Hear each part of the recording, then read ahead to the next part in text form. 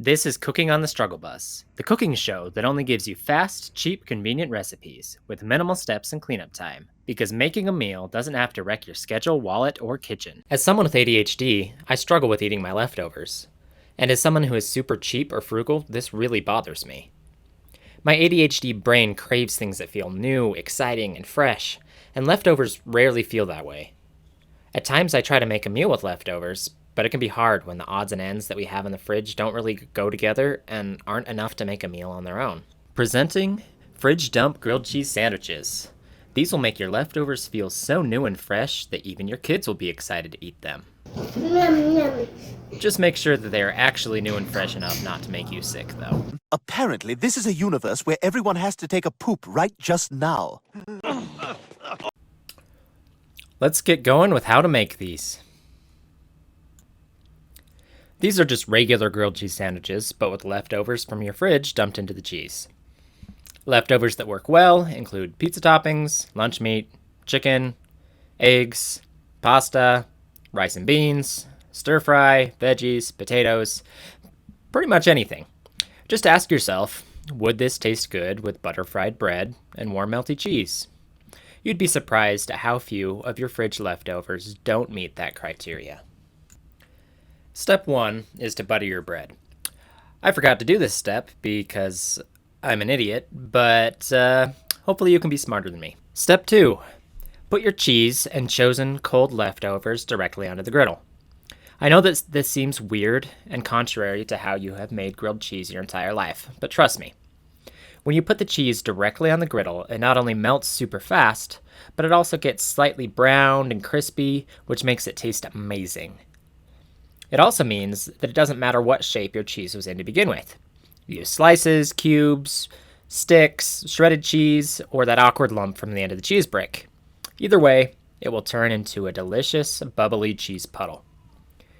Putting your cheese and leftovers directly on the griddle also ensures that the leftovers get fully reheated because the heat doesn't have to travel through your bread. Step 3. Place a slice of bread butter side up on your mound of melty cheese and leftover food. When the cheese is at the desired level of meltiness/brownness, flip the whole thing. This step can be a bit tricky, but if you first stick the cheese puddle to the bread a bit, it goes better. If your filling spills out, just scoop it up with your spatula and plop it on the bread. You can also add some extra cheese on top at this point if you feel that the sandwich needs more. Step 4. Place the other slice of bread, butter side up, on the top of your sandwich. When the lower piece of bread reaches the desired level of toastiness, flip the sandwich.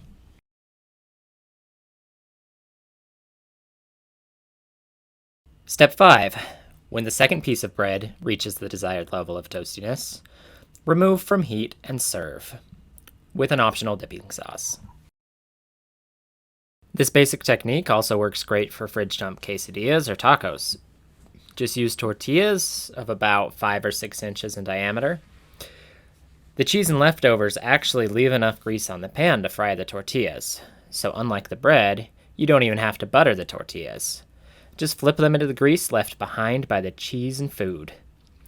These fridge dump quesadillas can get a bit messy since they don't hold their shape as well as a sandwich, but they are still delicious. Yum, yum.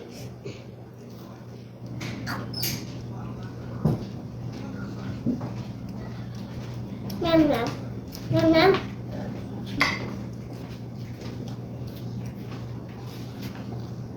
Here are the instructions in a written format. Pause the video so that you have enough time to read them. You can also check the video description for a PDF for printable instructions. Cooking videos are not how I make money for my family, but they are a way that I advertise our small family business, Art of Steel. At Art of Steel, my wife and I make cool stuff with these laser cutters that we have in the basement of our house.